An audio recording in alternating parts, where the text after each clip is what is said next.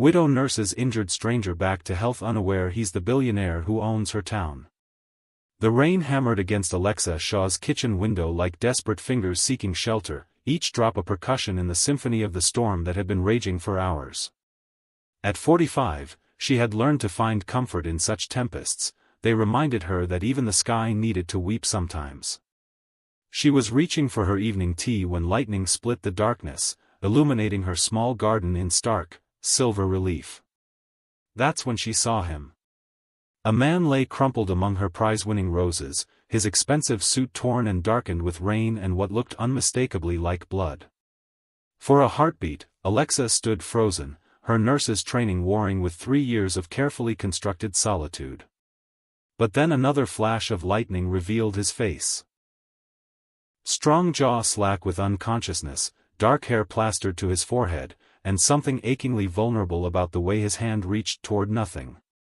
Without conscious thought, she was moving, grabbing her medical bag and rushing into the storm. The rain immediately soaked through her cardigan, but she barely noticed.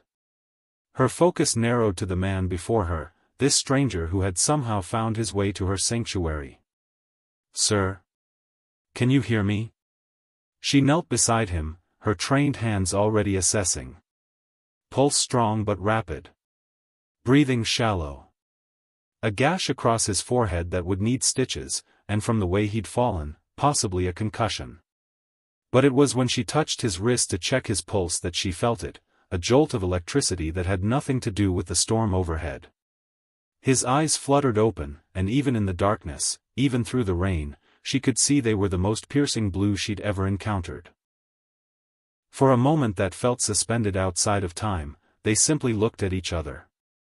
Then his hand, strong, elegant, and surprisingly gentle, reached up to touch her face. "Angel," he whispered, his voice rough with pain and confusion. Alexa's breath caught. It had been 3 years since any man had touched her face, 3 years since she'd felt that particular flutter in her chest. And certainly never with a complete stranger bleeding in her garden during a thunderstorm. "Not an angel," she managed, her voice barely audible over the rain. "Just someone who found you. We need to get you inside." As she helped him to his feet, feeling the solid warmth of his body against hers despite the storm's chill, Alexa couldn't shake the feeling that this moment, this stranger's arrival, was about to change everything. But was it fate that had brought him to her door, or something far more complicated? If you haven't already, hit that subscribe button and join our Dear Love Diaries family. Your special place in this community of heartfelt stories is waiting for you. These passionate journeys of souls connecting against all odds have brought together thousands of beautiful hearts just like yours.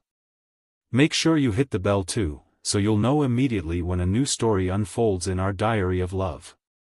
Getting Timothy Green, though she didn't know his name yet, into her house proved to be an exercise in controlled chaos. He was at least 6 feet 2 inches of lean muscle, and despite being semi-conscious, he seemed determined to apologize for bleeding on her floors. "I'm so sorry," he mumbled as she guided him to her living room couch. "I don't know how I got here. I don't remember." "Shoo," Alexa soothed, her nurse's instincts taking over as she eased him onto the cushions. "Don't try to remember right now. Let me take care of you first." She disappeared into her bathroom, returning with her professional medical supplies.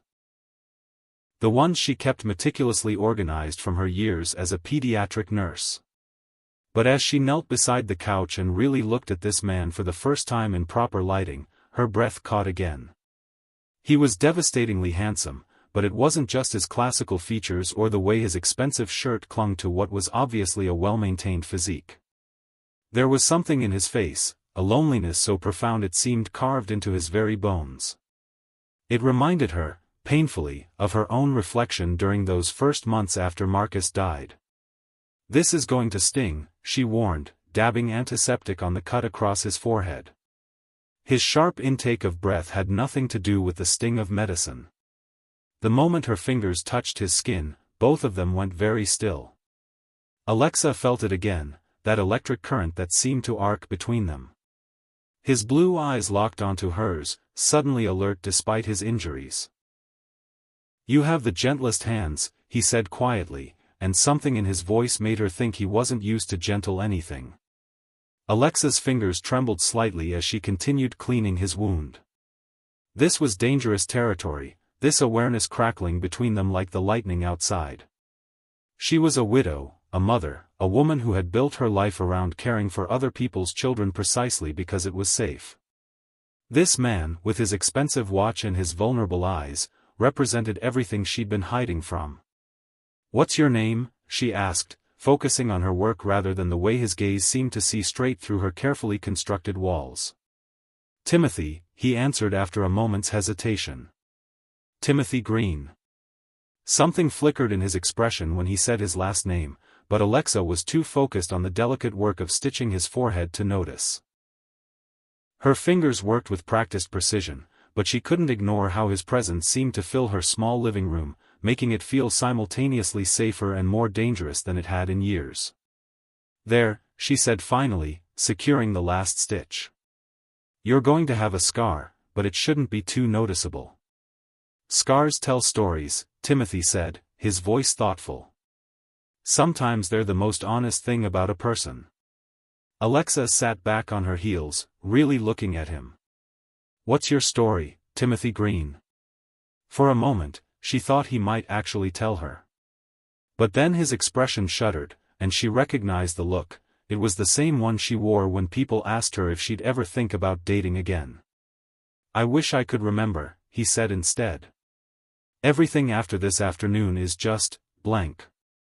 It was then that her 16-year-old son Ben came thundering down the stairs, drawn by the unfamiliar voices. He stopped short when he saw the scene in the living room, his mother kneeling beside a stranger, medical supplies scattered around them. "Mom?" Ben's voice carried that particular teenage mix of protective concern and embarrassment. "What's going on?" "Ben, this is Timothy. I found him injured in our garden." "Timothy, this is my son, Ben." Timothy struggled to sit up straighter, and Alexa noticed how he seemed to instinctively understand that his interaction with her son would matter. "Hello, Ben. I'm sorry to intrude on your evening. Your mother is being incredibly kind."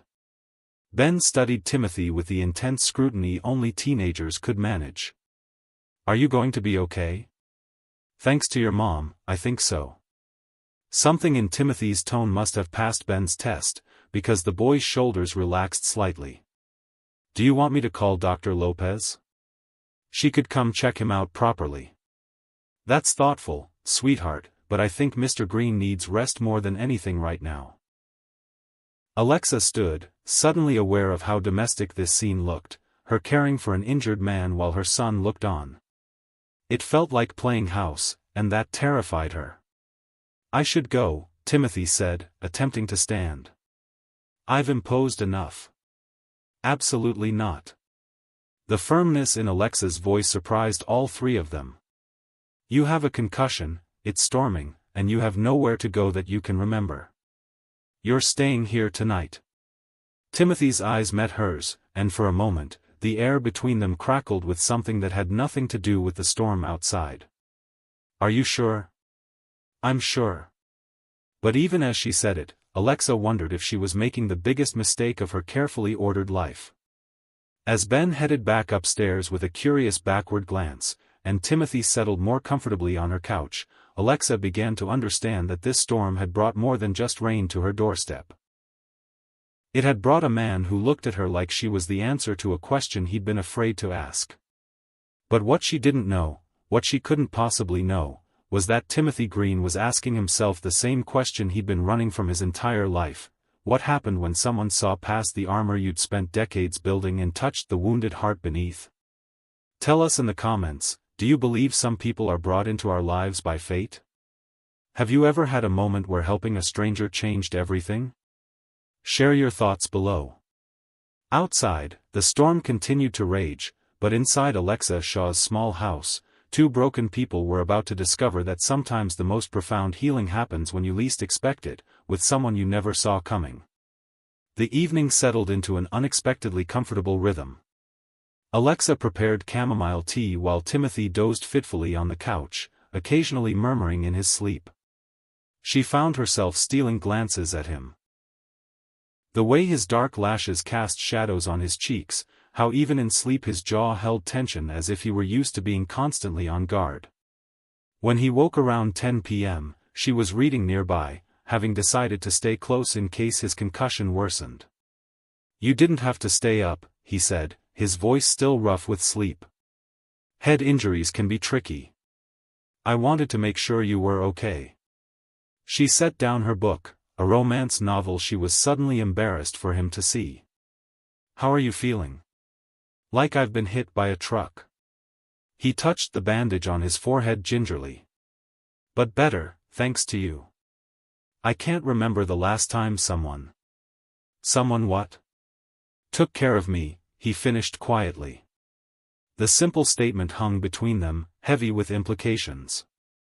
Alexa felt her heart squeeze with unexpected tenderness for this strong, successful-looking man who spoke about being cared for like it was a foreign concept. "Everyone deserves to be taken care of when they're hurt," she said softly. Timothy's blue eyes searched her face in the lamplight. "Is that why you became a nurse?" "Partly." Alexa tucked a strand of hair behind her ear, a nervous gesture she'd thought she'd outgrown. "I like fixing things. Making people feel better." "And what makes you feel better?" The question was so unexpectedly intimate that Alexa felt her breath catch. When was the last time someone had asked what she needed, rather than what she could give? I don't really think about that anymore." "Maybe you should." There was something in the way he said it, not judgmental, but deeply understanding, that made Alexa feel seen in a way that was both thrilling and terrifying. This stranger seemed to recognize something in her that she'd forgotten existed. Lightning flashed again outside, followed by a crack of thunder that shook the house. Timothy tensed, his hand instinctively reaching toward her before he caught himself. "Sorry," he said. "I don't like storms much." "Bad memory?" "Something like that." His jaw tightened. "I spent a lot of nights as a kid listening to storms alone." The pain in his voice was so raw that Alexa found herself moving closer without conscious thought. "You're not alone tonight." Their eyes met and held, and suddenly the space between them felt charged with something far more dangerous than lightning. Alexa was acutely aware of everything, the way the lamplight caught the gold flecks in his blue eyes, how his presence seemed to fill the room, the fact that she hadn't felt this kind of awareness of a man since before Marcus died. "Alexa," Timothy said her name like a prayer, and she realized she'd never told him what to call her. "How did you?" "Your son said it earlier." But the way he spoke her name suggested he'd been thinking about it, rolling it around in his mind like something precious. Another thunderclap, and this time Timothy's slight flinch was followed by something unexpected, a vulnerability so profound that Alexa felt her heart break a little for the boy he must have been, weathering storms alone. "Hey," she said softly, reaching out to touch his hand. "You're safe here." The moment their skin connected, the world seemed to tilt. Timothy's fingers closed around hers, strong and warm and slightly desperate, as if she were anchoring him to something real. Neither of them moved to break the contact. "I should go to a hotel tomorrow," Timothy said, but his thumb was unconsciously stroking across her knuckles, sending sparks up her arm. "You should stay until you remember where you belong," Alexa replied, though part of her was already wondering if he belonged right here, in her living room, holding her hand while storms raged outside. They stayed like that for long minutes, hands linked, both pretending they weren't crossing lines they'd never intended to approach. Finally, Timothy reluctantly released her. "I should let you get some sleep," he said. "You've done more than enough." "The couch pulls out," Alexa offered.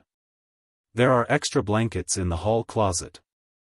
As she headed upstairs, she was hyper-aware of Timothy moving around her living room below. At her bedroom door, she paused, listening to the sounds of him settling in. For the first time in 3 years, she wasn't falling asleep alone in the house. The knowledge should have felt intrusive, but instead, it felt like coming home to something she hadn't realized she'd been missing. Downstairs, Timothy lay staring at the ceiling, replaying every moment of the evening. The last thing he clearly remembered was his car skidding off the wet road after he'd gotten the call about the Millfield property acquisition.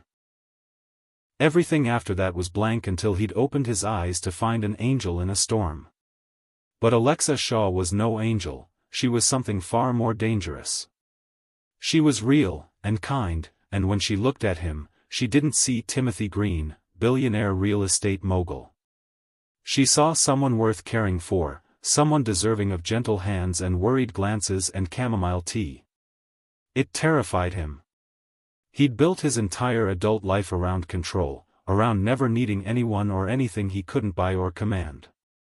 But lying here in her living room, surrounded by family photos and the lingering scent of her perfume, Timothy felt something cracking inside his chest, something that had been frozen solid for longer than he cared to admit. Tomorrow, he would call Tommy Allen and return to his world of boardrooms and power plays. Tonight, he would let himself pretend that he was just a man who'd been rescued by a woman with healing hands and a heart generous enough to take in strangers. What he didn't know was that upstairs, Alexa was staring at her own ceiling, wondering if she was brave enough to let herself feel something for a man whose last name she didn't even know, whose past was a mystery, and who would probably disappear from her life as suddenly as he'd entered it. Neither of them slept much that night, but both of them dreamed of hands touching in lamplight and the possibility that some storms brought exactly what you needed, even when you didn't know you needed it. Chapter 2. The morning brought unexpected complications in the form of Mrs. Maggie Woods, Alexa's 78-year-old neighbor who had the uncanny ability to sense drama from 3 houses away. She appeared at the back door with a casserole dish and the kind of knowing smile that made Alexa's stomach flutter with nervous energy. "I saw the lights on late last night," Maggie said, peering past Alexa toward the living room where Timothy was attempting to fold the pull-out couch back into respectability. "And that's a mighty fine-looking patient you've got there, dear." "Mrs. Woods," Alexa began, but Timothy had heard voices and appeared in the kitchen doorway. Even rumpled from sleep, with his bandaged forehead and borrowed clothes, Ben's father's old clothes that Alexa had kept and never known why, he still managed to look like he belonged on the cover of a magazine. "You must be the mysterious stranger," Maggie said, extending her hand with the kind of regal bearing that made people instantly want to impress her. "Maggie Woods. I live next door and make it my business to know everything that happens on this street." Timothy's smile was genuine as he shook her hand. "Timothy Green. And I'm not mysterious, just temporarily displaced." Maggie's sharp eyes took in everything, the way Timothy's gaze kept drifting to Alexa, how Alexa was fidgeting with her coffee mug, the subtle tension humming between them. "Well, any friend of Alexa's is welcome on Maple Street. This girl's been taking care of everyone else for far too long. About time someone took care of her." "Mrs. Woods," Alexa protested, her cheeks warming. "Don't you Mrs. Woods me. You haven't been on a single date since Marcus died, and before you argue, that coffee with Dr. Lopez's cousin doesn't count because you talked about pediatric medications the entire time." Timothy's eyebrows rose with interest. "You're a pediatric nurse?" "At Millfield General," Alexa confirmed, shooting Maggie a look that promised retaliation later. "Millfield General," Timothy repeated, something flickering in his expression. "That's about 20 minutes from here," Alexa finished when he seemed to lose his train of thought. "Are you remembering something?" "Maybe. I think I was driving toward Millfield when." He touched his bandaged forehead. "It's all still fuzzy." Maggie was watching this exchange with the focused attention of someone who'd lived long enough to recognize significant moments when she saw them. "Well, fuzzy memory or not, you're welcome to stay as long as you need. Alexa's got more than enough room and love to spare." After Maggie left, with a meaningful wink that made Alexa want to hide under her kitchen table, the house felt suddenly quiet. Timothy was supposed to rest, but he seemed constitutionally incapable of sitting still for more than 15 minutes at a time. "You don't have to entertain me," Alexa said, finding him examining the family photos on her mantelpiece for the 3rd time that morning. I know being cooped up must be frustrating for someone who's obviously used to being active. How do you know what I'm used to? Timothy asked, turning to study her with those unervingly perceptive blue eyes.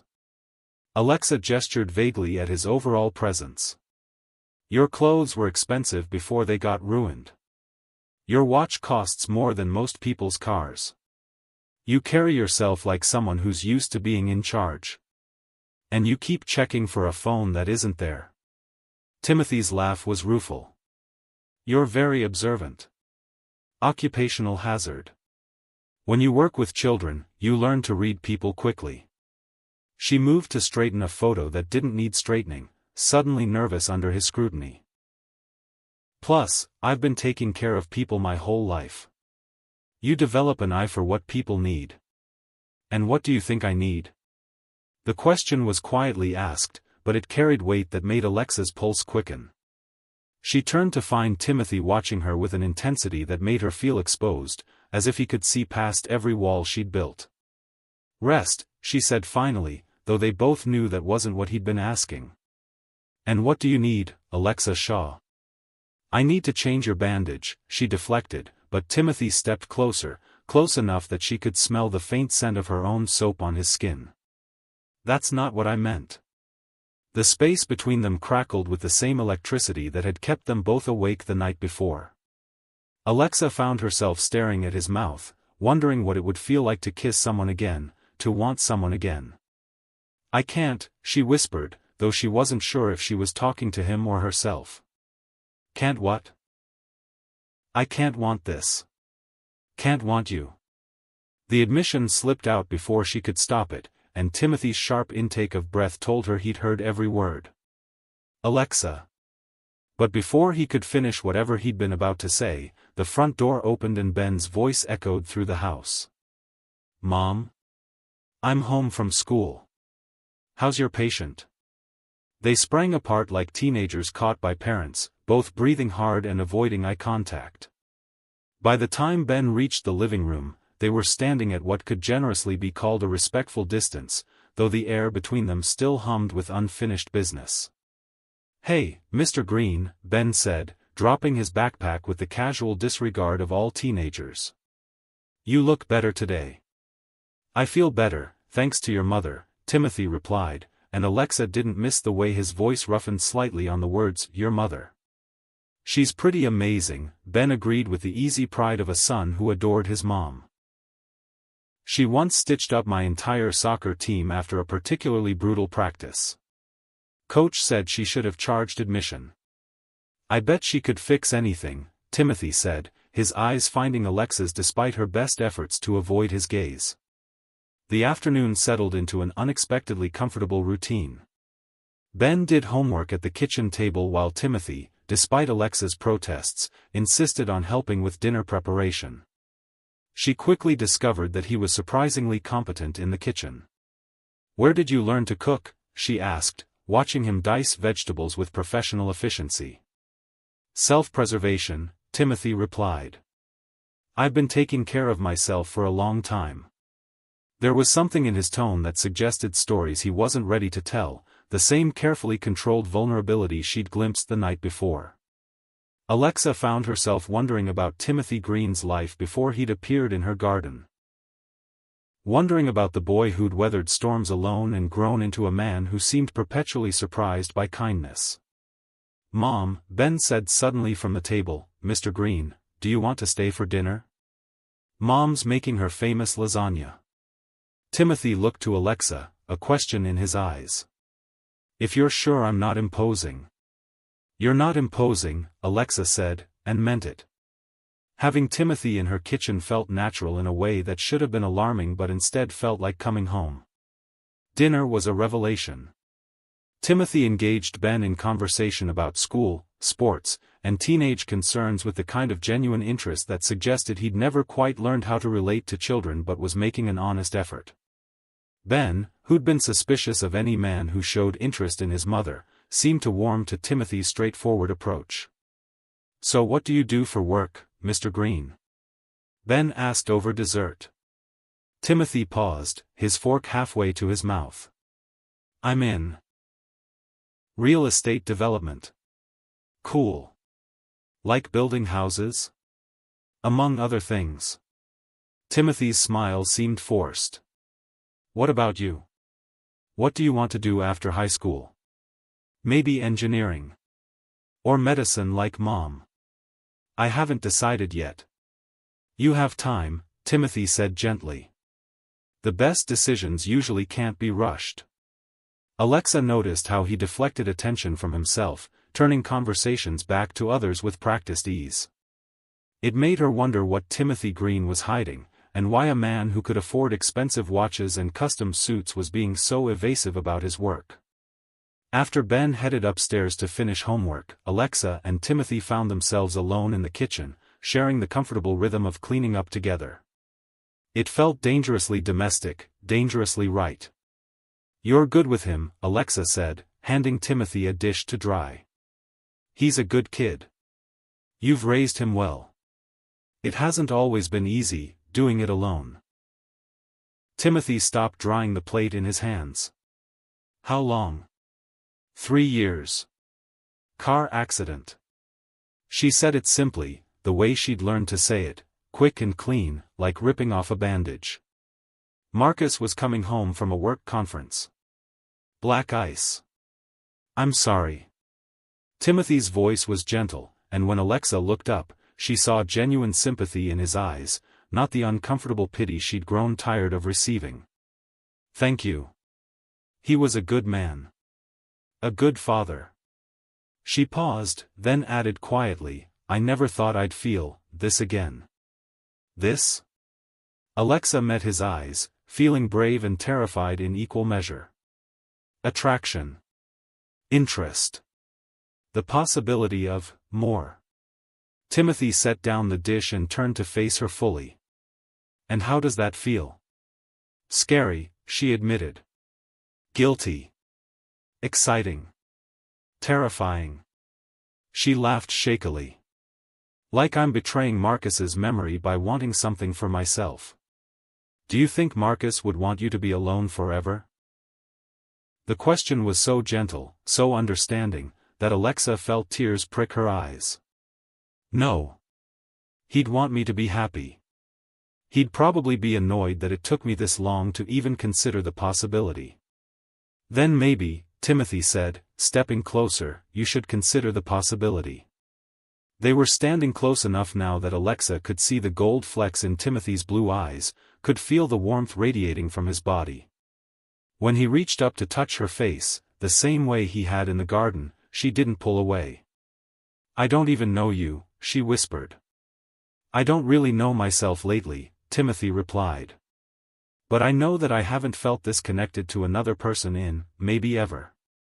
Timothy. But before either of them could decide what came next, the lights flickered once, twice, then went out completely. Outside, wind howled and rain lashed against the windows with renewed fury. The storm that had brought Timothy to her was back, and this time, it was trapping them together in more ways than one. Chapter 3. The darkness that enveloped them felt intimate and charged, as if the storm had conspired to create this moment. Alexa could hear Ben moving around upstairs, probably lighting the emergency candles they kept in his room, but down here in the kitchen, she and Timothy stood frozen in a bubble of possibility. I'll get the candles, Alexa whispered, though neither of them moved. In a minute, Timothy replied, his voice low and rough. In the darkness, other senses heightened. Alexa was acutely aware of Timothy's breathing, slightly uneven, matching her own. The space between them seemed to pulse with electricity that had nothing to do with the storm outside. I should check on Ben, she managed. Mom? Ben's voice carried down the stairs right on cue. You guys okay down there? I've got candles up here. We're fine, sweetheart, Alexa called back, her voice somehow steady despite the way her heart was hammering. I'll bring some candles up in a minute. But she still didn't move, and neither did Timothy.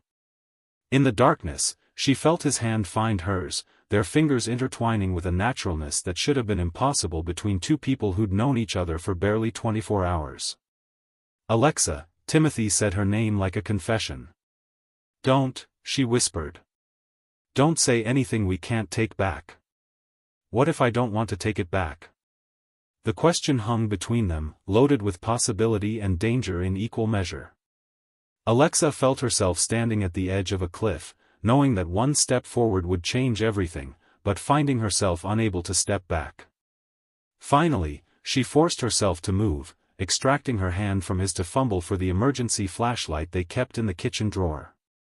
The beam of light felt harsh after the intimate darkness, and she busied herself gathering candles and matches, hyper-aware of Timothy watching her every movement. Here, she said, handing him a candle. We should get some light going before Ben decides to come check on us. They worked together in companionable silence, lighting candles throughout the downstairs until the house glowed with warm, flickering light. The candlelight transformed everything, making the familiar rooms feel mysterious and romantic. Much better, Timothy said, but his eyes were on Alexa, not the room. I should check your bandage, Alexa said, desperate to focus on something practical, something safe. Make sure the stitches are holding. If you think it's necessary. They settled on the couch, and Alexa carefully peeled back the bandage to examine his forehead. The wound was healing well, but she found herself taking longer than necessary, acutely conscious of how close they were sitting, how Timothy's eyes never left her face as she worked. It looks good, she said finally. The stitches should come out in a few more days. Will it scar? Probably a little. Nothing too noticeable. I don't mind scars, Timothy said quietly. They prove you survived something. Alexa's hands stilled in the process of applying a fresh bandage. What did you survive, Timothy? For a long moment, she thought he wouldn't answer.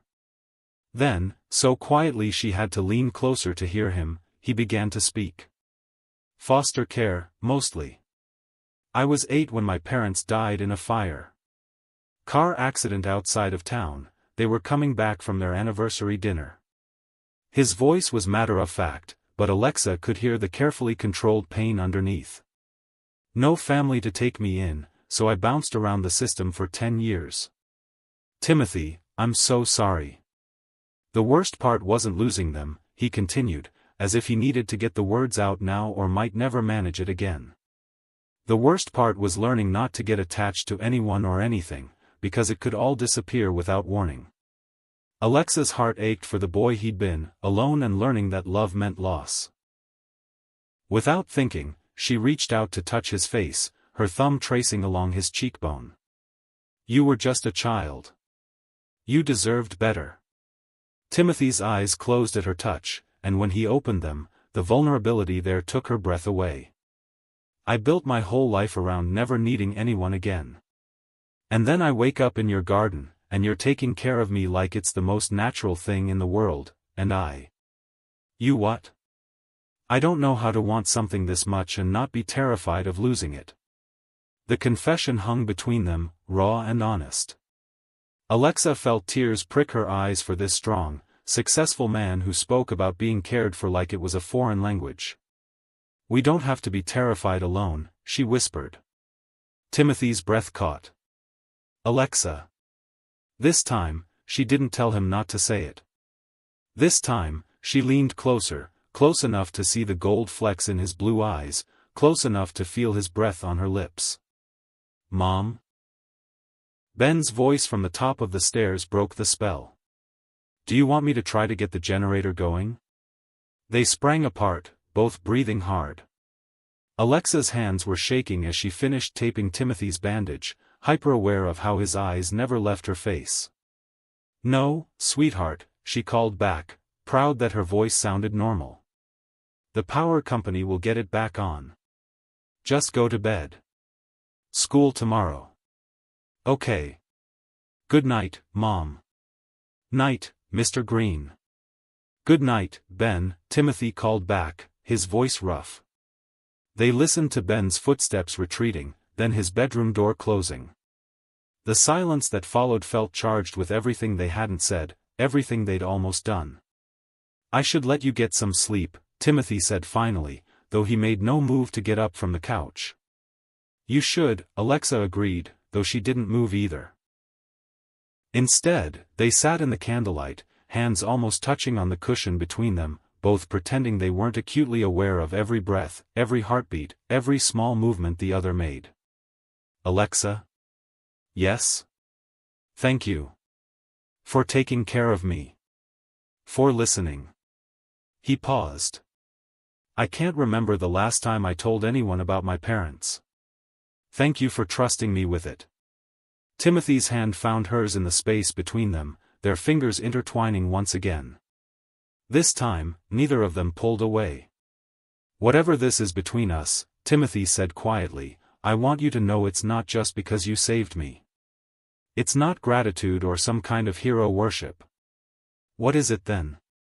Timothy was quiet for so long that Alexa thought he might not answer. Then he turned to look at her fully, his blue eyes serious in the candlelight.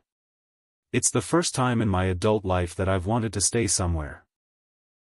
The first time I've met someone who makes me want to figure out how to be the kind of man who deserves to be loved."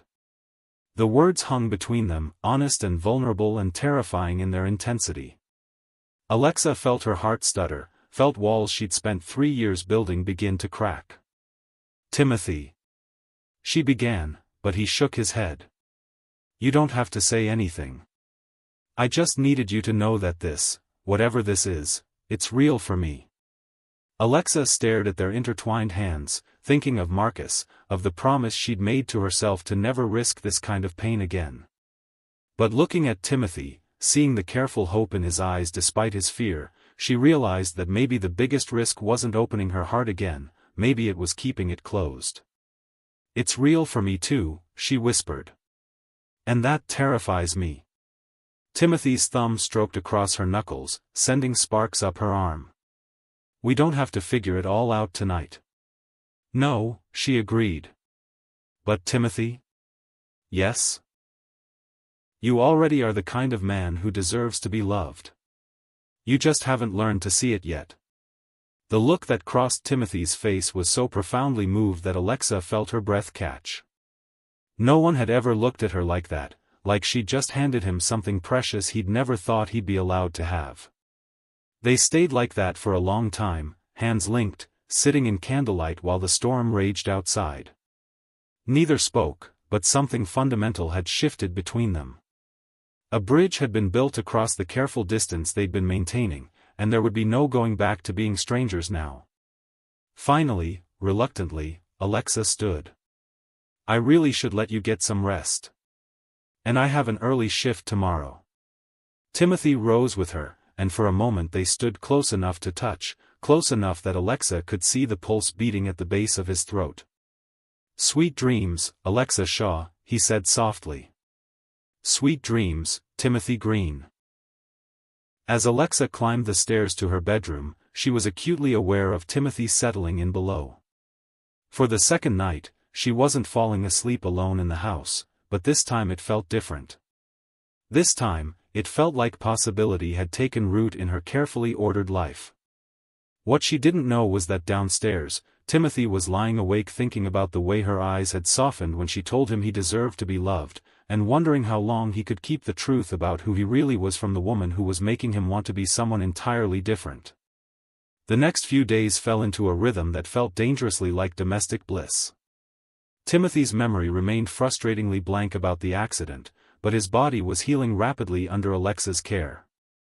He insisted on helping around the house despite her protests, and she discovered he was handy with repairs, efficient with household tasks, and surprisingly good at helping Ben with his math homework.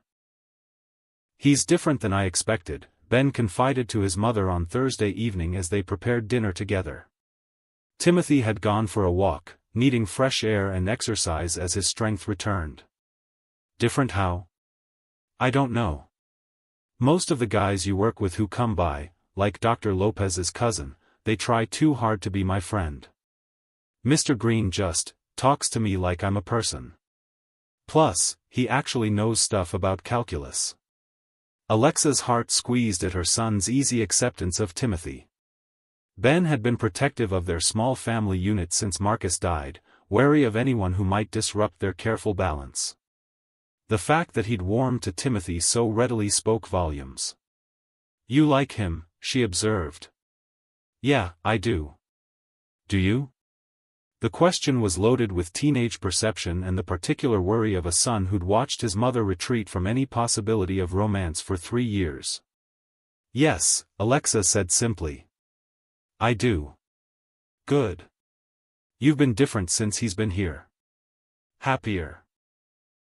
Before Alexa could ask what he meant by that, Timothy returned from his walk, bringing with him the scent of fresh air and something that looked suspiciously like determination. "Alexa, could I speak with you privately?" The serious tone in his voice made her stomach flutter with nerves. They settled in the living room while Ben retreated upstairs with pointed discretion. "I remembered something today," Timothy began without preamble. "Not about the accident, but about why I was driving to Millfield." Alexa waited, sensing this was important. "I have a business meeting tomorrow. An important one that I can't miss." Timothy ran a hand through his hair, looking frustrated. "I need to call my assistant, get some clothes sent over, remember how to be the person I was before I ended up in your garden." "Of course," Alexa said, though something cold settled in her stomach. "You have a life to get back to." "That's just it," Timothy said, leaning forward. "I don't want to get back to it. Not the way it was. But I have obligations, people depending on me, deals that can't wait." "I understand." "Do you?" "Because I'm not sure I do." Timothy's blue eyes were intense, searching her face. "A week ago, my life was completely different. Controlled, isolated, focused solely on business. And now? Now I'm sitting in your living room wondering how I'm supposed to go back to a life that doesn't include you and Ben and this house and the way you make me feel like I'm home for the first time in my life." Alexa's heart stuttered. "Timothy. I know it's too soon. I know we barely know each other. But I also know that I've never felt this way about anyone, and I don't want to lose it." "You're not losing anything," Alexa said softly. "You're just remembering who you are outside of this house." Timothy studied her face, and she could see him reading her expression with that uncanny perceptiveness of his. "You're scared I'm going to leave. Aren't you?" The question hung between them, honest and painful. Timothy reached for her hands, holding them gently but firmly. "I don't know what my life looks like with you in it," he said quietly. "But I know I want to find out. I know that whatever I was running toward when I ended up in your garden, it wasn't nearly as important as what I found here." "What did you find here?" Timothy's smile was soft and real and devastating. "I found you. I found the possibility of belonging somewhere, to someone. I found out what it feels like to be cared for without conditions, to be seen without armor." He paused. "I found out what home feels like." Alexa felt tears prick her eyes. "I'm scared, Timothy. I'm scared of caring this much again. I'm scared of what happens when you remember your real life and realize this was just a beautiful interlude." "Then we'll be scared together," Timothy said, echoing her words from the night before. "And we'll figure it out as we go." Before Alexa could respond, Timothy's phone, which had finally been delivered by his very relieved assistant Tommy Allen, buzzed with an incoming call. Timothy glanced at it and sighed. "I have to take this. It's about tomorrow's meeting." As Timothy stepped outside to take the call, Alexa sat alone in her living room, staring at the spot where he'd been sitting and wondering if she was brave enough to take the leap he was asking her to take. Outside, Timothy Green was having a very different conversation than the one Alexa imagined. And tomorrow, when the truth about who he really was finally came to light, both of their worlds would change forever. Chapter 4. The next morning brought an unexpected visitor in the form of Dr. Elena Lopez, who appeared at Alexa's door with the kind of professional concern that immediately set warning bells ringing. "Elena," Alexa said, surprised. "What are you doing here?" "I heard you've been treating a patient at home," Dr. Lopez said, her tone carefully neutral. I thought I should check on his progress. Timothy appeared behind Alexa, looking every inch the successful businessman in the expensive clothes that had been delivered earlier that morning. The transformation was startling. Gone was the vulnerable man in borrowed clothes, replaced by someone who radiated power and authority. Dr. Lopez, Timothy said, extending his hand. Timothy Green. I appreciate your concern, but I'm healing well under Alexa's excellent care. Dr. Lopez shook his hand, but her expression remained troubled. Mr. Green, I have to ask, do you have insurance? Have you been properly examined? Head injuries can be unpredictable. I assure you, I'm more than capable of paying for any medical expenses, Timothy replied, and something in his tone made Alexa look at him sharply. That's not the point, Dr. Lopez continued. Alexa is a nurse, not a physician. She shouldn't be taking on the liability of treating serious injuries without proper oversight. Elena, Alexa began, but Timothy stepped forward. Dr. Lopez, I understand your concern, but I can assure you that I have the best legal and medical teams money can buy. Alexa has been nothing but professional and competent. The way he said, money can buy, made both women pause. There was something in his tone, a casual assumption of wealth and power that didn't match the story of a man with memory loss who'd stumbled into Alexa's garden by accident. I see, Dr. Lopez said slowly. And what exactly do you do, Mr. Green? Timothy hesitated for just a moment too long. I'm in real estate development. Here in Millfield? Another pause. Among other places. After Dr. Lopez left with promises to check in later, an uncomfortable silence settled over the house. Alexa found herself really looking at Timothy for the first time since his clothes had been delivered, taking in the perfectly tailored suit, the expensive watch, the way he carried himself with unconscious authority. You look different, she said finally. I feel different, Timothy replied, but his phone was buzzing again, and she could see his attention fragmenting in a way it hadn't since he'd been here. You should take that, Alexa said, though something cold was settling in her stomach. As Timothy stepped away to take the call, Ben wandered into the kitchen, stopping short when he saw Timothy through the window. Whoa, Ben said. Mr. Green looks like a completely different person. People do when they get back to their regular lives, Alexa said, trying to keep her voice light. He doesn't look happy about it. Alexa glanced out the window, where Timothy was pacing while talking on his phone, his free hand running through his hair in a gesture of frustration she was beginning to recognize. Even from a distance, she could see the tension in his shoulders, the way he held himself like someone carrying a heavy burden. When Timothy returned, he looked apologetic but distracted. I'm sorry, but I need to leave for a few hours. There are some things I need to take care of before my meeting this afternoon. Of course, Alexa said. You don't owe me an explanation. But Timothy stepped closer, reaching for her hands. I do, actually. I owe you much more than that. Timothy. Tonight, he said, his blue eyes intense. When I get back tonight, we need to talk. Really talk. There are things about my life, about who I am, that you need to know. The serious tone in his voice made Alexa's heart skip with anxiety. That sounds ominous. Not ominous. Just, complicated. Timothy lifted their joined hands to his lips, pressing a soft kiss to her knuckles that sent warmth shooting up her arm. Just remember what I told you last night, okay? About this being real for me. Whatever else happens, that's real. After Timothy left, Alexa tried to focus on her normal routine, but she found herself distracted and restless. Something had shifted this morning, and she couldn't shake the feeling that the man who'd left her house was different from the one who'd been staying there all week. What do you do when your instincts are telling you something important about someone you're falling for? Share your thoughts in the comments below. Have you ever had to choose between trusting your heart or trusting your gut? The afternoon dragged by with agonizing slowness. Alexa kept checking her phone, wondering what Timothy was doing, who he was meeting with, and why the serious tone in his voice had left her feeling like something precious was slipping away.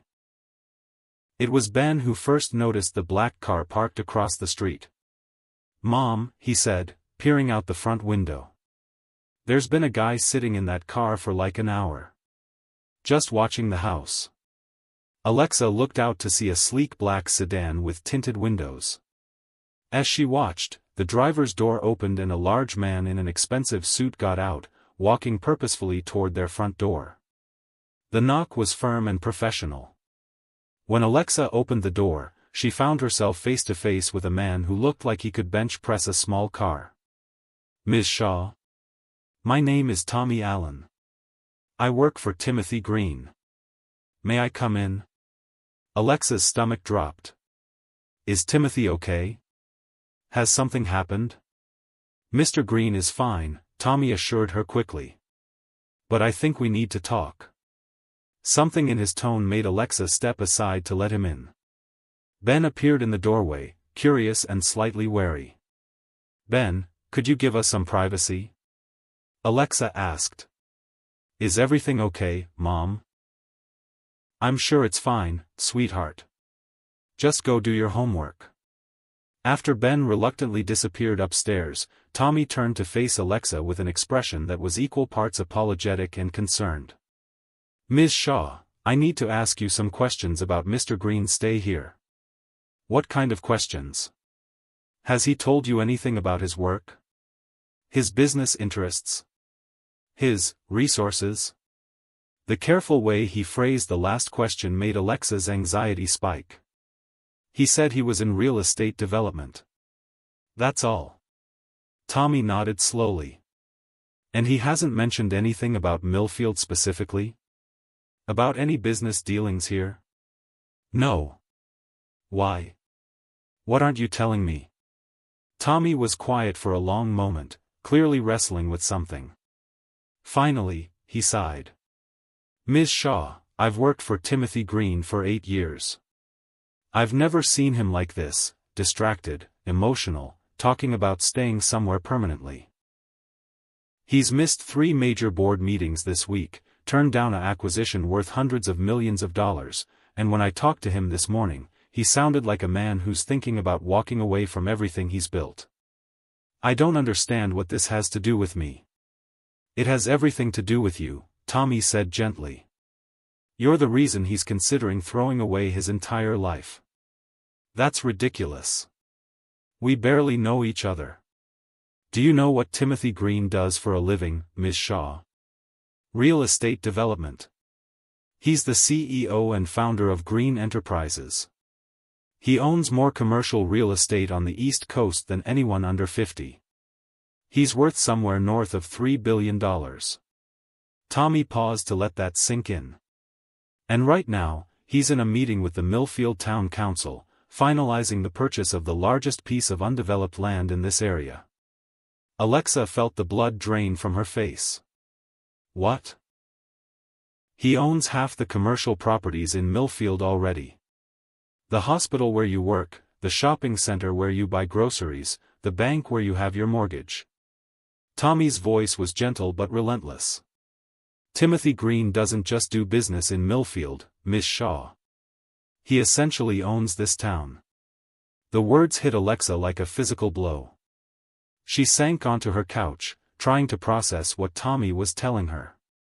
"That's impossible," she whispered. "He didn't know anything about Millfield. He couldn't even remember why he was driving here." "The memory loss was real," Tommy confirmed. "But the reason he was driving to Millfield was for a meeting about acquiring the last major piece of undeveloped land here. A piece of property that would let him build a major commercial complex that would change this town forever." Alexa's mind raced, replaying every conversation, every moment of the past week. Timothy's expensive clothes, his automatic assumption that money could solve any problem, the way he deflected questions about his work. "He lied to me," she said finally. "He didn't lie, exactly. He just didn't tell you the whole truth." "That's the same thing." Alexa stood abruptly, pacing to the window. "How long have you known where he was?" I tracked down the location of his accident 3 days ago. I've been watching the house, making sure he was safe, waiting for him to contact me. 3 days? Alexa spun to face Tommy. You've been watching us for 3 days? Ms. Shaw, you have to understand, Timothy Green is one of the most powerful men on the East Coast. When he disappears for a week, people notice. His board, his investors, his competitors. I had to make sure he was safe. And you had to make sure he wasn't compromising any business deals by falling for some small-town nurse. Tommy's expression softened. Actually, that's not it at all. I've never seen Timothy care about anyone the way he talks about you. I've never seen him consider giving up anything for another person. What I'm worried about is what happens when he has to choose between the life he's built and the woman he's falling in love with. The words hung in the air between them, loaded with implications that made Alexa's heart race for all the wrong reasons. Why are you telling me this? She asked finally. Because I think you care about him too. And because I think you both deserve to know what you're up against before you get in any deeper. After Tommy left, Alexa sat alone in her living room, staring at the spot where Timothy had sat just that morning, holding her hands and promising that what they had was real. Now she wondered if anything about the past week had been real, or if she'd been living in some kind of fairy tale while the real Timothy Green conducted business deals that would reshape her entire world. When Timothy returned that evening, Alexa was waiting in the kitchen, her emotions carefully controlled but her heart breaking with each breath. "How was your meeting?" she asked without preamble. Timothy paused in the doorway, clearly reading the tension in her voice. "Complicated. We need to talk." "Yes, we do." Alexa turned to face him, and Timothy went very still when he saw her expression. "Alexa? What's wrong?" "Your assistant stopped by today. Tommy Allen. Nice man. Very informative." Timothy's face went white. "What did he tell you?" "Everything you didn't." Alexa's voice was steady, but Timothy could see the hurt in her eyes. "About Green Enterprises. About your net worth. About the fact that you own half of Millfield and are in the process of buying the other half." "Alexa, I can explain." "Can you? Can you explain why you let me think you were just some lost man with memory problems? Can you explain why you didn't tell me that you're essentially my boss, since you own the hospital where I work? Can you explain why you're planning to build a commercial complex that will probably destroy the character of this town? Because I knew this would happen." Timothy's composure cracked, his voice rising with frustration and desperation. "I knew that the moment you found out who I really am, you'd look at me differently. You'd see the money and the power and the reputation, and you'd stop seeing me. The money and power and reputation are part of who you are, Timothy. You can't just pretend they don't exist." "Why not?" "You fell for Timothy the man, not Timothy the billionaire. You cared about me when you thought I was nobody special. But you're not nobody special." Alexa's voice cracked with emotion. "You're Timothy Green, and apparently everyone in town knows that name except me. Do you have any idea how that makes me feel? How foolish and naive and—" "Stop." Timothy crossed the room in 3 quick strides, reaching for her, but Alexa stepped back. "Don't. Just, don't." They stared at each other across the kitchen that had become so familiar, so comfortable over the past week. Now it felt like a chasm had opened between them, filled with secrets and half-truths and the weight of a reality neither of them had wanted to face. "I was going to tell you tonight," Timothy said quietly. "Everything. I was going to tell you about the business, about the Millfield project, about what my life really looks like. And I was going to ask you if you thought there might be a place in it for you. And now?" Timothy's smile was heartbreaking. "Now I think I've lost you before I ever really had you." Outside, rain began to fall again, as if the sky were weeping for what they'd found and lost in the space of a single conversation. And in her kitchen, Alexa Shaw stood facing the man she'd fallen in love with, wondering if love could survive the weight of secrets, or if some truths were too big to overcome. Chapter 5. The silence stretched between them, filled with the sound of rain against windows and the weight of everything that had been said and left unsaid.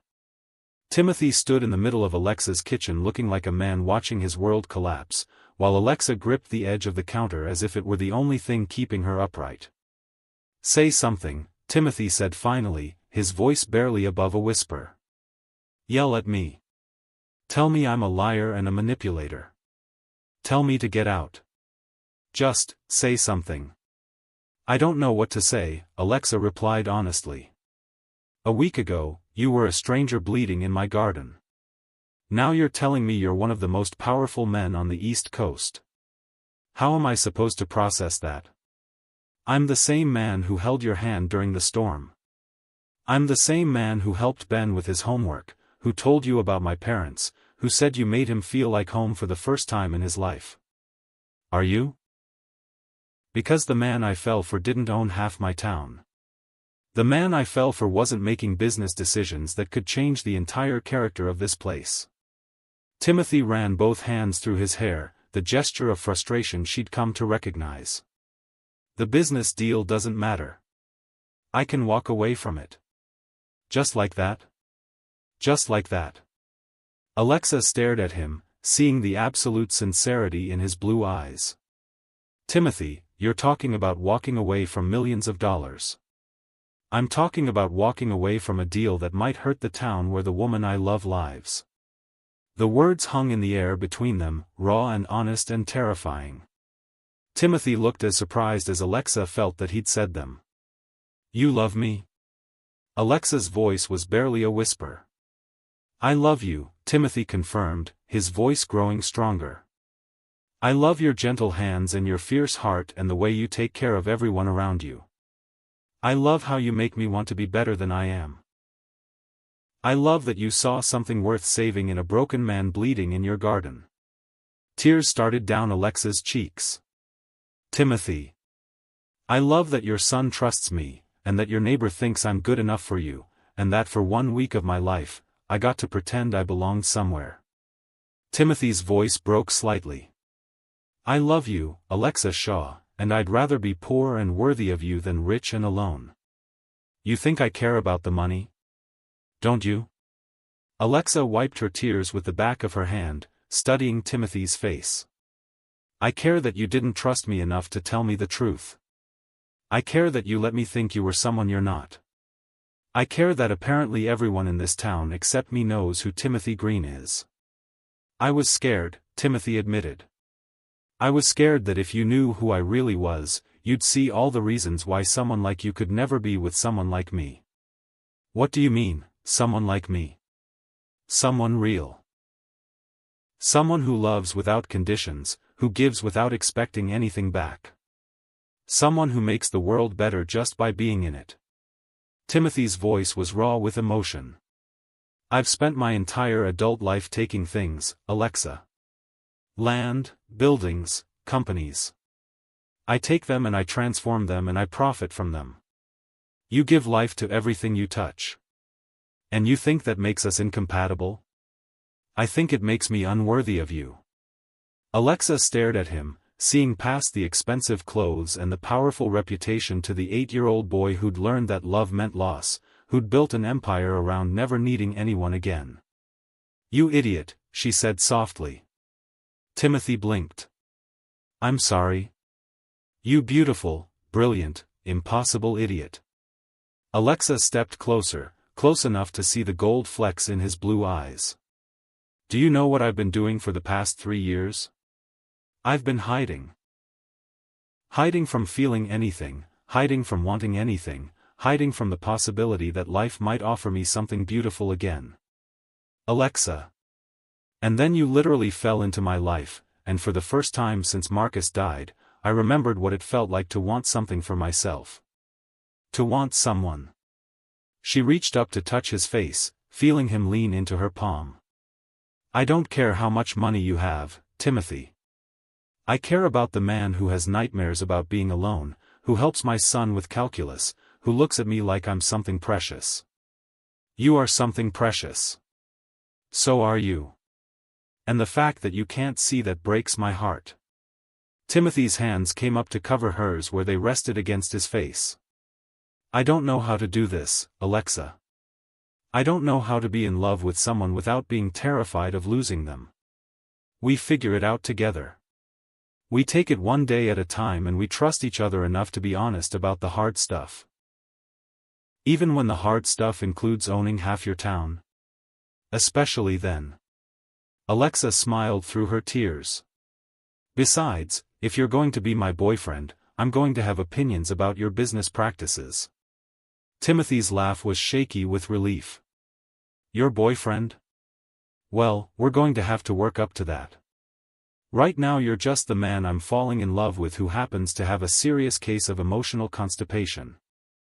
Emotional constipation? It's a medical term.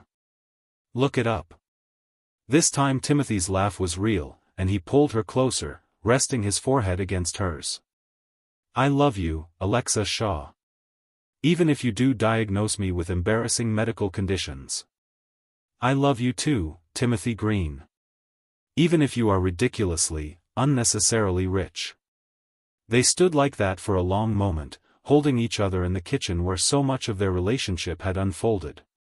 Outside, the storm was intensifying, but inside, something fundamental had shifted between them.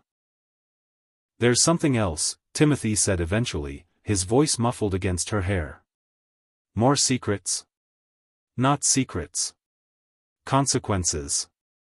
Timothy pulled back to look at her. When I don't follow through on the Millfield deal, there are going to be questions.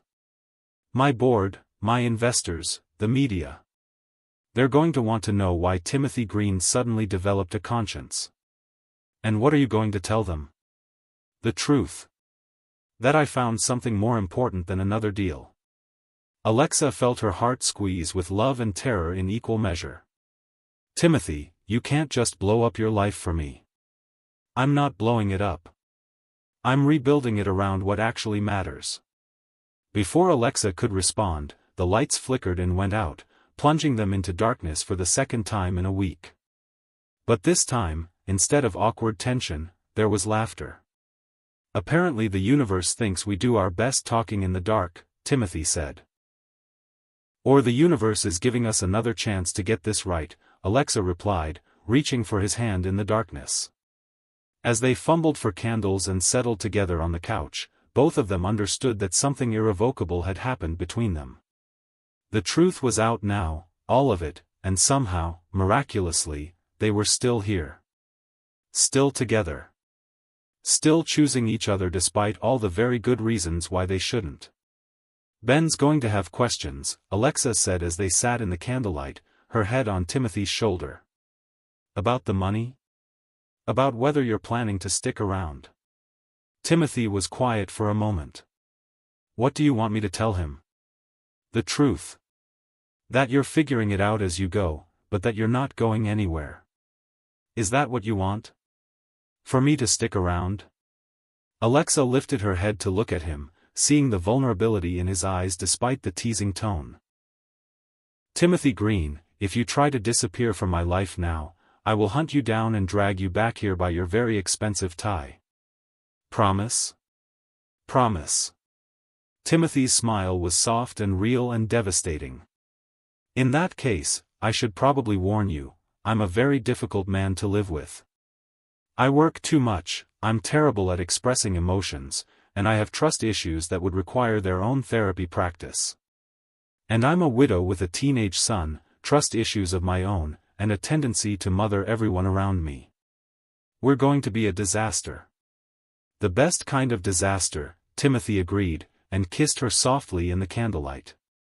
Outside, the storm raged on, but inside Alexa Shaw's house, two people who'd spent years protecting their hearts from exactly this kind of risk were finally brave enough to take the leap together.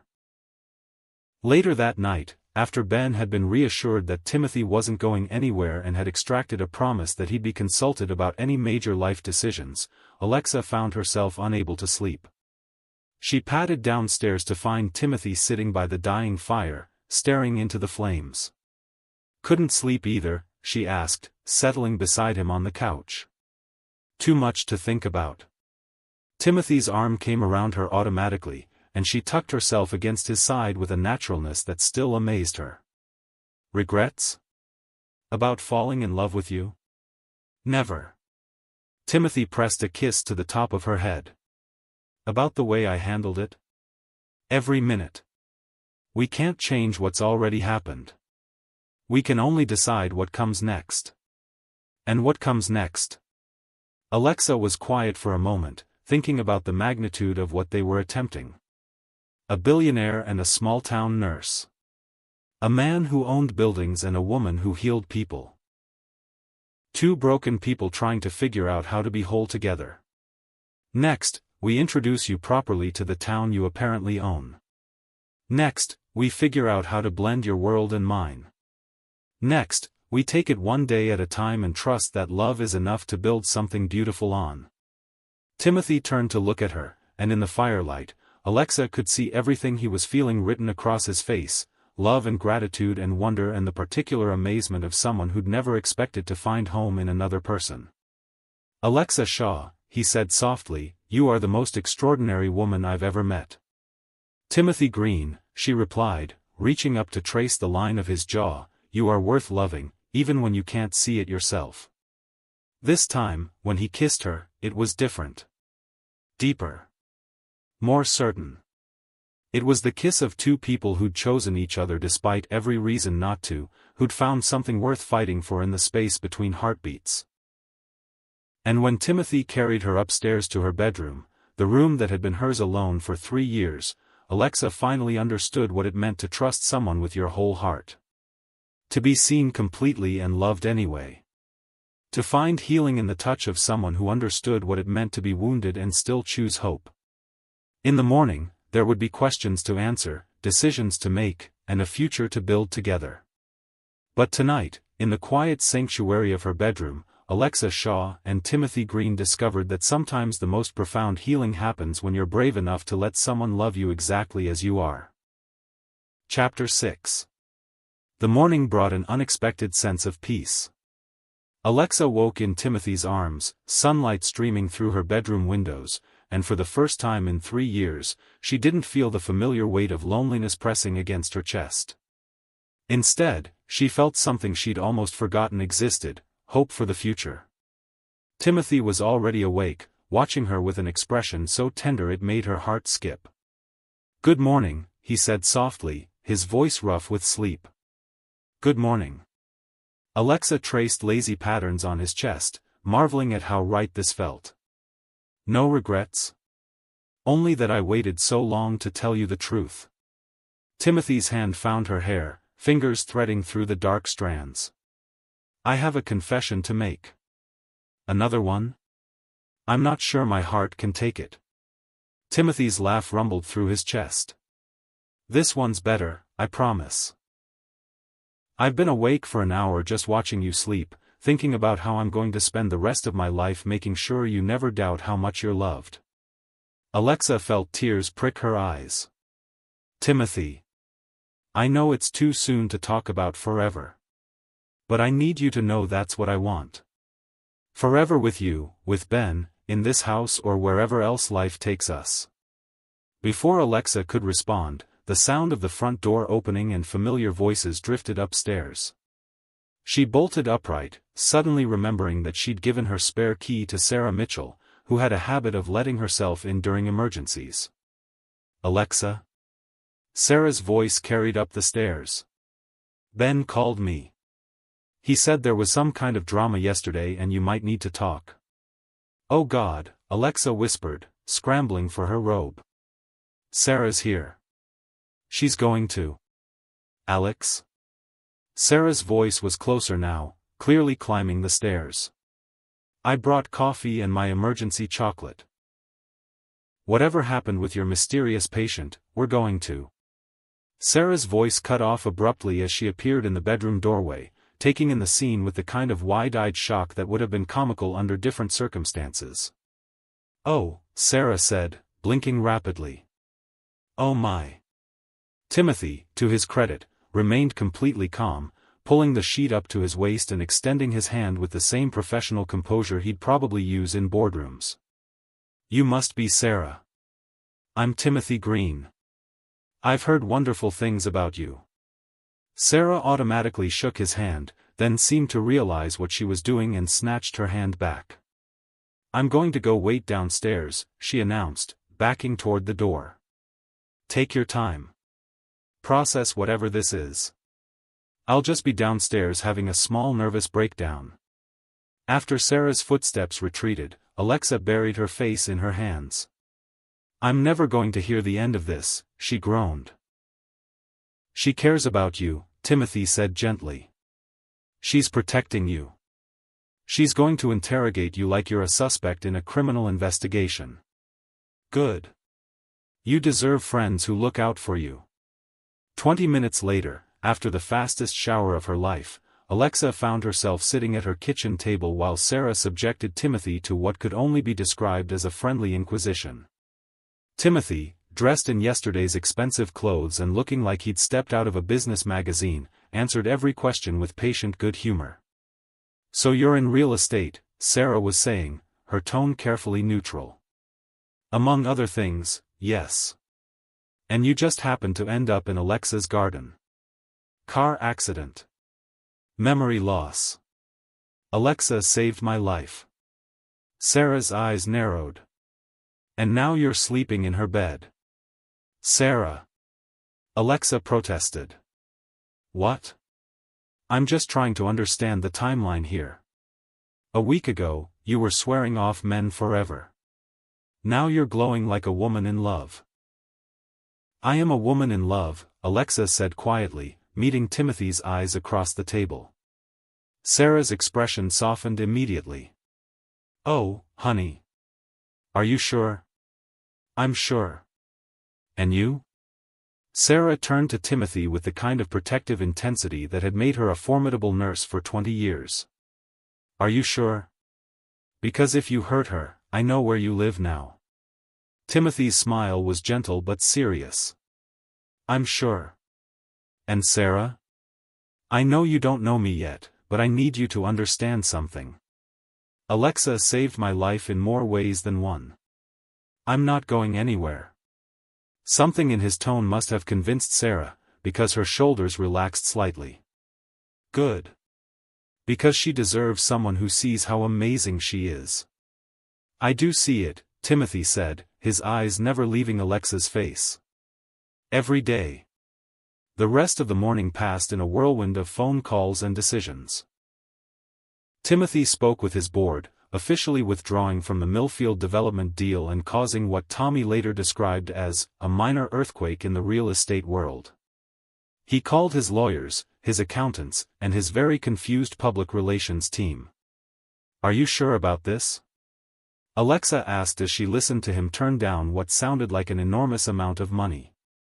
"I've never been more sure of anything in my life," Timothy replied, ending another call and pulling her into his arms. "Besides, I have other plans for Millfield." "Such as?" Timothy's smile was mysterious. "You'll see." That afternoon, the three of them, Timothy, Alexa, and Ben, took a walk through downtown Millfield. It was Ben who first noticed the looks they were getting. "People are staring," he observed as they passed the coffee shop where several patrons had their faces pressed to the window. "They recognized Timothy," Alexa explained. "Apparently he's more famous around here than I realized." "Famous how?"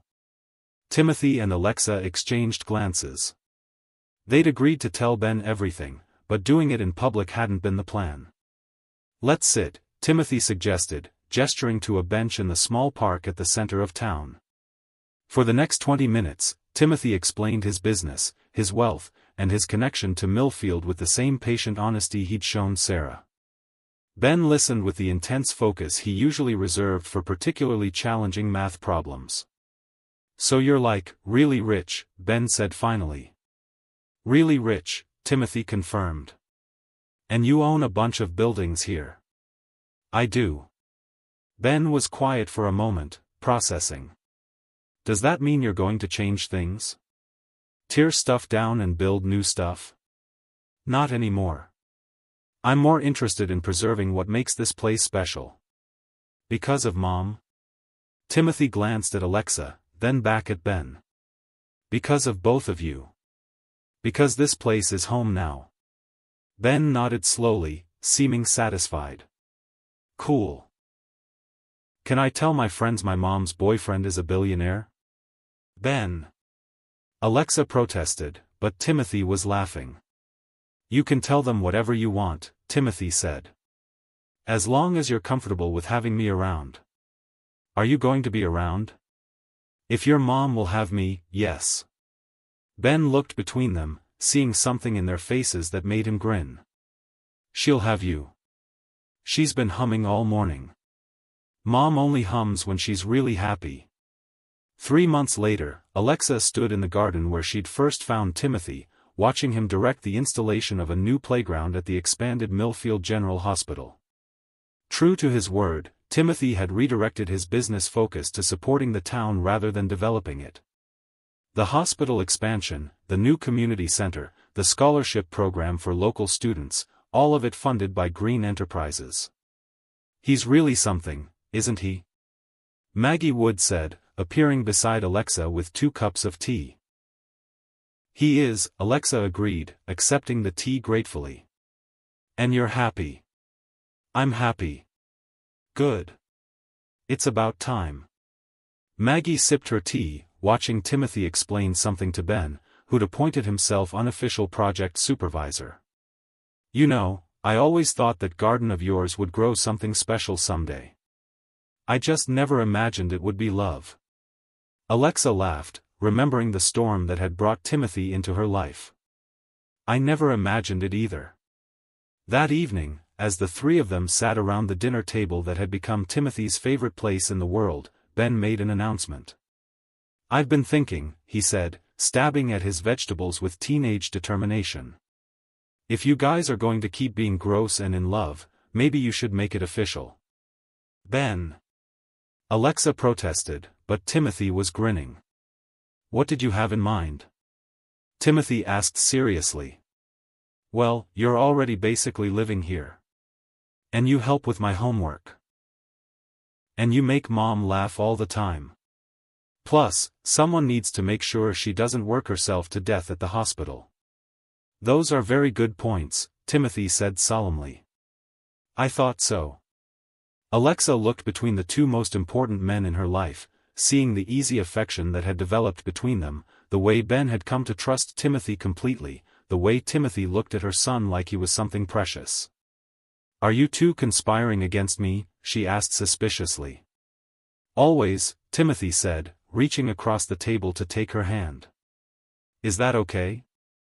I suppose I can live with it, Alexa replied, though her smile gave away how much she loved being conspired against by these 2. Later that night, after Ben had gone to bed, Timothy and Alexa sat in their favorite spot on the couch, her head on his shoulder, his arms around her. The fire crackled in the fireplace, and outside, snow was beginning to fall, the first of the winter. Do you ever miss it? Alexa asked quietly. Your old life? Never, Timothy replied without hesitation. I miss the feeling of being in control of everything, sometimes. But I wouldn't trade this, us, for all the control in the world. Even when I fuss at you for working too late? Especially then. Timothy pressed a kiss to the top of her head. Alexa, can I ask you something? Always. If Ben gave you permission, and if the timing felt right, would you consider marrying me? Alexa's breath caught. She lifted her head to look at him, seeing love and hope and vulnerability in his blue eyes. Are you asking? I'm thinking about asking. Eventually. When I'm sure you're ready.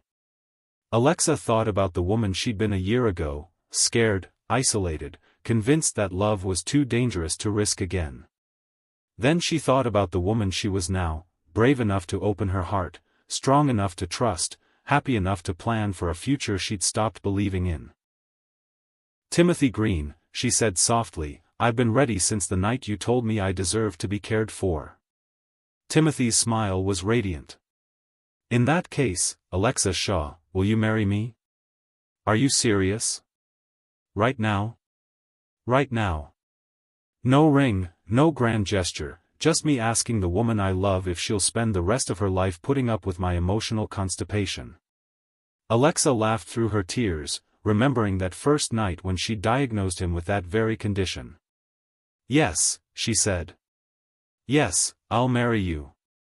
Yes, I'll spend my life loving you and arguing with you and making sure you don't work yourself to death. Yes to all of it? Yes to all of it. As Timothy kissed her in the firelight, Alexa marveled at how far they'd both come from that stormy night when she'd found a stranger bleeding in her garden. She'd thought she was saving his life, but in reality, they'd saved each other. Share your thoughts in the comments below. Do you believe that sometimes the most unexpected encounters can lead to the most profound love? Have you ever taken a chance on someone who changed your entire world? We'd love to hear your stories of second chances and unexpected love. 6 months later, on a perfect spring morning, Alexa Shaw became Alexa Green in a ceremony held in the same garden where their love story had begun. Ben walked her down the aisle, Timothy cried when he saw her in her wedding dress, and Maggie Woods declared it the most romantic thing she'd seen in 78 years. As they danced their first dance as husband and wife, surrounded by the entire town of Millfield, the town that Timothy now served rather than simply owned, Alexa reflected on the journey that had brought them here. Any regrets? Timothy whispered against her ear. Just one, Alexa replied. Timothy pulled back to look at her, concerned. What? I regret that it took a head injury to get you to my door. We could have been doing this for years. Timothy's laugh was pure joy. Well, Mrs. Green, we have the rest of our lives to make up for lost time. I like the sound of that. Mrs. Green. I like the sound of forever. As they swayed together in the garden where love had literally fallen from the sky during a storm, Alexa understood that some stories don't end, they just begin again, better and stronger and more beautiful than before.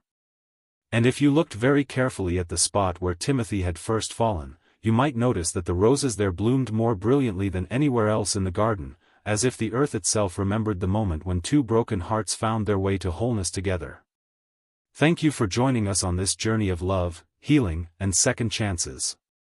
If this story touched your heart, please give it a thumbs up and share it with someone who believes in the power of unexpected love.